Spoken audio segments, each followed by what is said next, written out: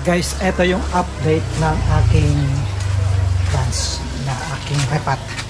Grabe, natapos ko rin. Before anything else, please subscribe and don't forget to click the notification bell down there para lagi tayong updated sa mga upcoming videos natin. So tara guys, pakita ko sa inyo. Ito guys yung natapos ko. Tapos akong nagrepat. So lahat tinanggal ko, pinalitan ko ng loam soil and coco cubes. Grabe, nakakapagod. Ang dami pala guys. 70 plus pot lahat. So ayan o. So hindi ko na siya pinuno para hindi umapaw. Para magkasya yung loam soil na in-order ko sa coco cubes. Nag-order uli ako ng coco cubes. Pero ang dumating ay coco pit. Ayan. Pero okay na rin yun. Baka mali lang ako. So ayan guys o. Wala na silang mga ipa na tumutubo. May tutubo pa rin pero alam ko konti na lang. And grabe guys. Pagod na pagod ako. Pero so far ang gaganda pa rin nila. Lumalaban. Hindi sila sumusuko. Ganda. Sumakit ang katawan ko. Napagod talaga ako. Grabe. So ito yung Taikon na Homa Laumina. Hirap akong bigkasin. So ito yung MD. So ayan, ito yung mga maliliit o yung mga hindi pilo ay hindi ko na pinalitan yung medium. So ang gagawin, bunutin ko na lang ng ganyan hanggat nandito ako. Mukha namang lalaban sila. Hindi sila susuko. So ayan, so eto guys, alam nyo ba, lalaki yan. Grabe. Ito yung Osaka Fern. So, ito naman yung Florida Beauty ko. Lalaki sana to. Parang maliit kasi guys. Lumiit. Nung nakita ko sa live selling, ang laki. So, ito naman yung splash. Yung white splash. White wizard na philodendron. So, ito guys yung anthurium ko. So, lumalaki din ang mga to. Hopefully, talagang mag-last sila. Pero ito yung pinaka gusto ko. Unfold na pink series daw ito eh. Anthurium foliage na pink series. So Crystal Hope, Dying Unpoured.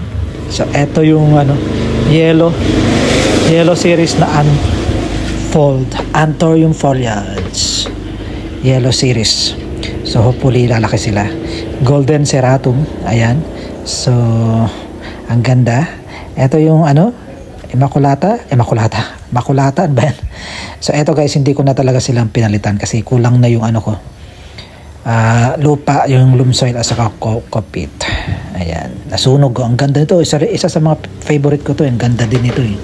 Nasunog lang siya. Ayan o. So eto. Ano ba to tawag dito? Eto yung nakalimutan ko. Ang ganda din yan pag lumaki. So eto barley mark na variegated, maliit pa siya. Ayan, so ang dami guys. So eto yung hindi pa tapos. Ayusin ko na lang to bukas, na pagod na talaga ako. Grabe 4 times akong nagrepat. Wala na akong ginawa kundi magrepat simula nung nandito ako. Eto ang ganda rin ito. So ayan.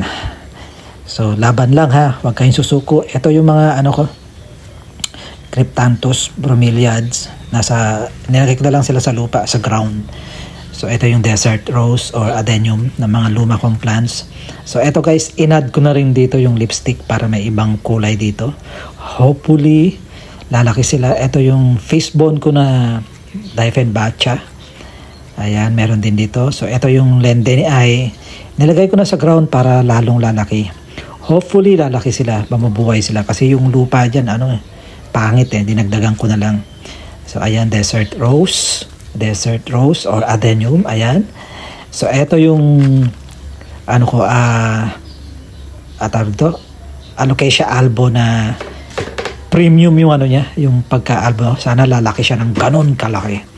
So eto yung Rebecca ba to? Rebecca na Dieffenbachia. Inaluan ko siya ng ba yung tawag diyan? So ayan, inaluan ko rin siya. Ayan guys so pinaghalo-halo ko rito para may contrast yung kulay nila. So ayan, Ito yung Mickey Mouse. Ayan, Thai Beauty. Ayan. So, ito yung mga luma kong plants dito sa harap ng bahay. Ayan. So, ayun yung Ataba Ponce. Nilagay ko dun sa may puno. Trailing. Kasi ayaw ko ng trailing. Kaya nilagay ko dun. Bahala siya kung kakapit siya dun. Bahala siya kung lalaban siya dun. Ayan. Meron ding dun. Jose Bono. Nilagay ko sila dyan. Para aakyat sila sa puno. Ayan. Meron din dito. Mga snake plant. Ayan.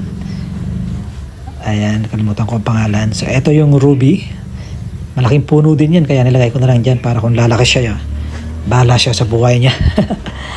So, eto naman yung bromeliads na Singaporean series. Eto yung choco. Ayan, meron pa dyan. Ito yung last na order ko, 5 yan. Pero may parating pa akong crotons. So, hopefully guys, gaganda sila. Kasi next week, babalik na ako. So, yung sister ko na lang yung mag-aalaga. So, pagod na pagod ako, nakakapagod. So, eto guys, yung monstera ko, napakalaki ng dahon. Ayan. Bago lang yan. Alam nyo ba, binili ko to, 2,500. 5 yung dahon. So, 500 each. Pero nasunog. So, tinanggal ko yung 3 ba? Pagdating ko rito, na lang pala, 3 lang siya. Tinanggal daw yung 2. So, ayan ito yung new leaf niya. New babies ng Monstera deliciosa ko. Ayan, sunog ko. Ayan grabe. Kaya pinasok ko rito sa loob ng bahay. Ayan, so ang tigas ng niya, ng stalk niya, stalk. Ayan guys. So ayan guys. Matapos ko din. Pero marami pa akong gagawin. Nakapagod. Gusto kong i-repot yung cattleya ko dun, yung orchids. Pero mukhang mahirap gumawa ng hangin, yung ganito. Hanging pot. Meron pa akong extra pot 3 para rito guys. Para dito 1, 2, 3. Okay guys, thanks for watching. Have a good day and God bless.